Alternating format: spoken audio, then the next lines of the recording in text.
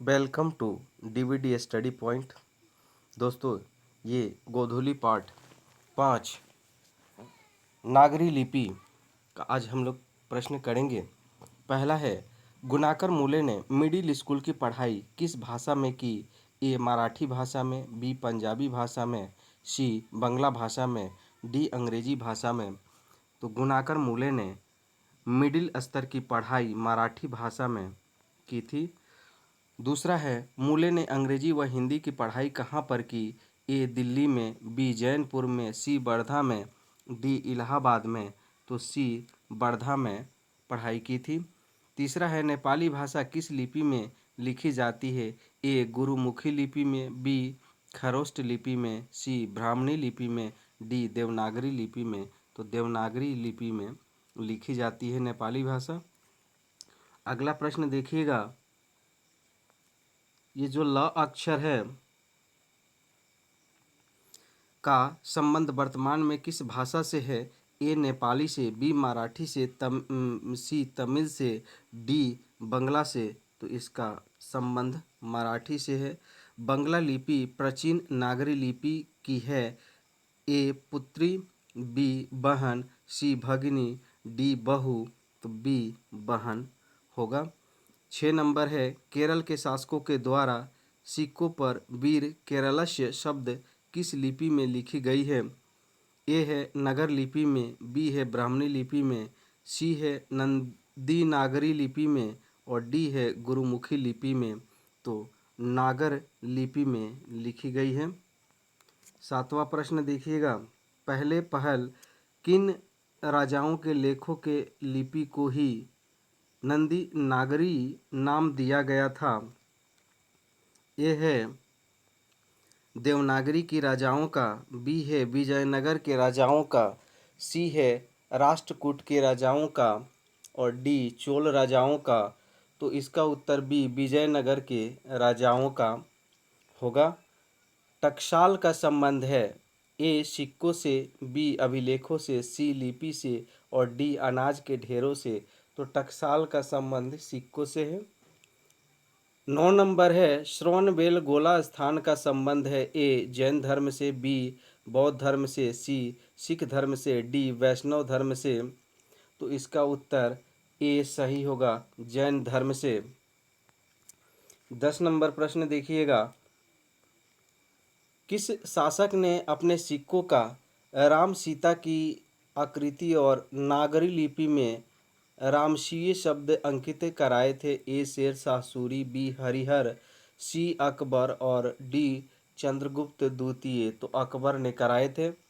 11 है, नागरी लिपि शीर्षक निबंध के निबंधकार हैं गुणाकर मूले, बी रामचंद्र शुक्ल, सी डॉक्टर भोलानाथ तिवारी, डी बाबूराम सक्सेना। ए गुणाकर मूले हैं। 12 नंबर है, नागरी लिपि शीर्षक पाठ किस शब्द से पुस्तक से लिया गया है?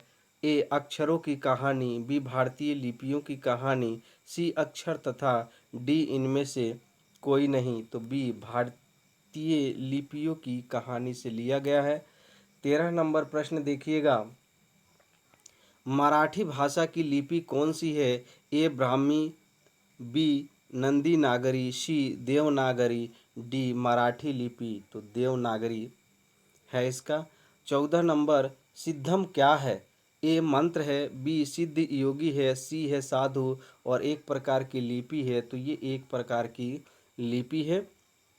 15 नंबर है, किसे देवनागरी की संज्ञा दी गई है? ए प्रयाग को, बी काशी को, सी मथुरा को, डी उज्जैन को। तो बी काशी को दिया गया है।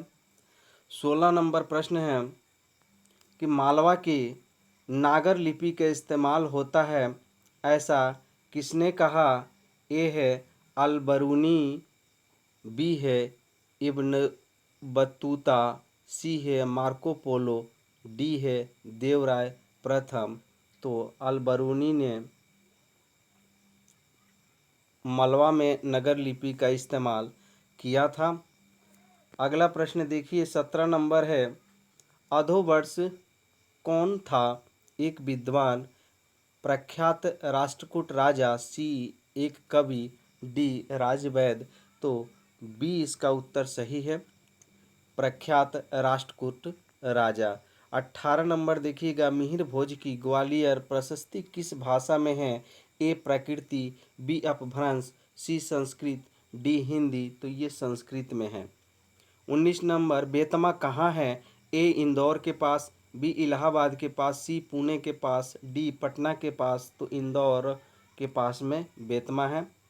20 नंबर है, ईसा की 14वीं सदी 15वीं सदी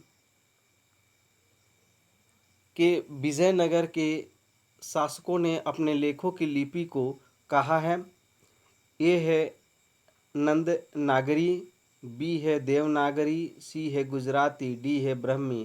तो ए इसका उत्तर सही है, नंद नागरी। अगला है 21 नंबर, हिंदी लिखी जाती है देवनागरी लिपि में, बी खरोष्टी लिपि में, सी गुजराती लिपि में, डी ब्राह्मणी लिपि में। तो ये देवनागरी लिपि में लिखी जाती है। विजयनगर के राजाओं के लेखों की लिपि को क्या नाम दिया गया? ए ब्राह्मी लिपि, बी सिद्धम लिपि, सी है नंदी नागरी लिपि और डी नागरी लिपि। तो इसका उत्तर सी सही है, नंदी नागरी लिपि। 23 नंबर प्रश्न है,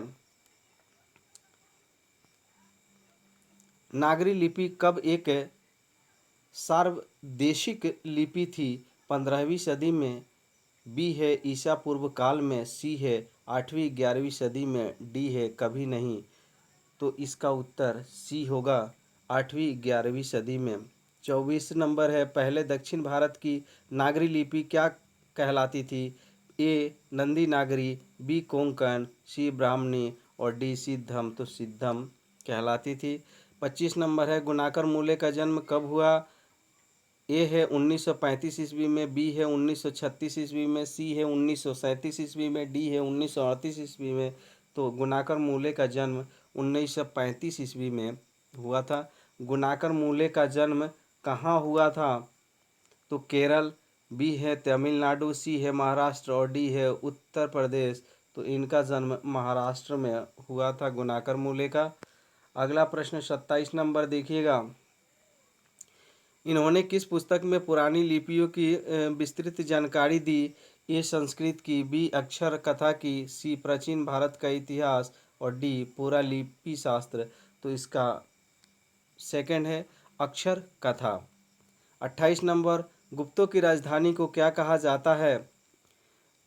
ए पाटलिपुत्र, बी कुसुमपुर, सी बिलासपुर और डी देवनगर। तो उसको देवनगर कहा जाता था।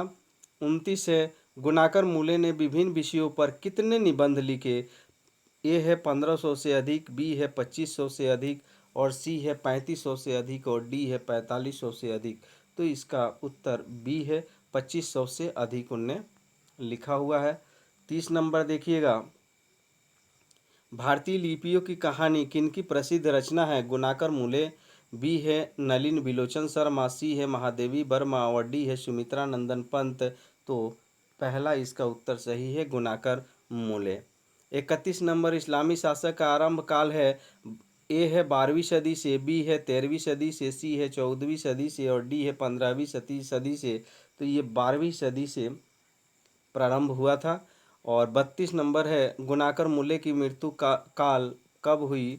तो 1995 में, 1999 में, सी है 2005 ईस्वी में और डी है 2009 ईस्वी में। तो 2009 ईस्वी में इनकी मृत्यु हुई थी। 33 नंबर है, नागरी लिपि के आरंभिक लेख हमें कहाँ से मिलते हैं? ए पूर्वी भारत, बी पश्चिमी भारत, सी दक्षिणी भारत, डी है उत्तरी भारत। तो दक्षिणी भारत से हमें मिलते हैं। 34 नंबर है, बेतमा दानपत्र किस समय का है? 1020 ईस्वी, 1021 ईस्वी, 1022 ईस्वी, 1023 ईस्वी। तो 1020 ईस्वी इसका दानपत्र का समय है। और 35 नंबर है, उत्तर भारत से नागरी लिपि के लेख कब से मिलने लगते हैं? ए है 8वीं सदी, बी है 6वीं सदी, सी है 9वीं सदी और डी है 4वीं सदी। तो ये ए उसका उत्तर सही होगा, 8वीं सदी। निबंध के लेखक हैं गुणाकर मूले, बी है अज्ञे और सी है पंत और डी है प्रसाद। तो इसका उत्तर गुणाकर मूल्य सही होगा। आइए 38 नंबर प्रश्न देखते हैं। रामायण की रचना किस भाषा में है? ए संस्कृत, बी हिंदी, सी उर्दू, डी अंग्रेजी। तो इसका उत्तर ए सही होगा, संस्कृत भाषा में। 39 नंबर है। नागरी लिपि शीर्षक पाठ साहित्य की कौन विद्या है? ए साक्षात्कार, बी निबंध, सी भाषण, डी कहानी। तो इसका उत्तर बी सही है, निबंध। दक्षिण भारत की नागरी लिपि क्या कहलाती है? ए है देवनागरी, बी है ब्रह्मनागरी, सी नंदी नागरी और डी विजय नागरी। तो इसका उत्तर सी सही है, नंदी नागरी। 41 नंबर है। 10वीं-11वीं सदी में किस रचना में ने भारत यूरोप के बीच व्यापार संबंध के बारे में बताया है? ए अकबरनामा, बी शाहनामा, सी पद्मावत और डी है रामचरितमानस। तो ये पद्मावत इसका उत्तर सही है। 42 नंबर देखिएगा। दक्षिण भारत में द्रविड़ भाषा परिवार की कौन सी भाषा सबसे अधिक प्राचीन है? ए है तमिल, बी है तेलुगु, सी मराठी और डी कन्नड़। तो इसका उत्तर ए सही है, तमिल। सरहद पाद की कृति है? ए दोहा कोश, बी है पृथ्वीराज रासो, सी है मृक्ष कटिकम और डी है मेघदूतम। तो इसका उत्तर ए सही है, दोहा कोश। और 44 नंबर है। दोहा कोश किसकी रचना है? सरहपाद की, बी रसखान की और सी है जीवनानंद दास की और डी है गुरु नानक की। तो इसका उत्तर ए सही है, सरहपाद की। और 45 नंबर है। हिंदी के आदि कवि हैं? चंद्रवरदाई, बी अमीर खुसरो, सी बिहारी लाल और डी सरहपाद। तो इसका उत्तर डी सही है, सरहपाद। दोस्तों, यदि आपको वीडियो अच्छी लगी हो तो लाइक, शेयर और सब्सक्राइब ज़रूर करें। जय हिंद, जय भारत।